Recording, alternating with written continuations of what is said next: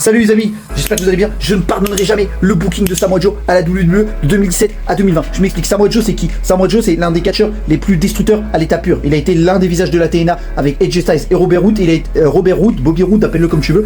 Et il a été 2 fois champion NXT avant de rentrer dans le main roster.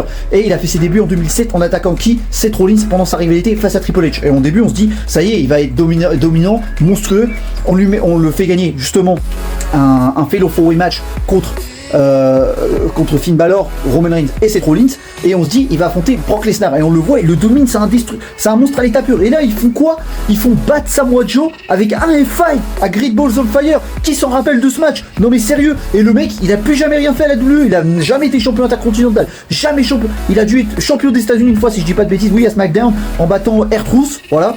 Et le mec il a jamais eu de gros titres, alors que t'as des catcheurs comme Jinder Mahal, Kinder Mahal qui ont été champions de la WWE, alors que lui il a jamais rien fait. Non mais sérieux, alors que le mec c'est un monstre à l'état pur. Il a dominé Roman Reigns, et même lui dans un segment en 2007 il le dit, tu m'as jamais battu dans un match simple. Donc voilà, pourquoi on lui a pas donné une fois un titre de la WWE? Il était bon au micro, me dites pas qu'il était pas bon au micro lors de sa rivalité face à Brock Lesnar. Le premier qui me dit le contraire, mais franchement c'est parce que tu connais rien au catch, sérieux. Donc voilà, je ne pardonnerai jamais le booking de Samoa Joe. Et après il a été quoi? Il a été commentateur en 2020, puis après il est parti suite à une blessure, il a été à NXT, et il est parti suite à une blessure, il a été à la EW. Donc voilà.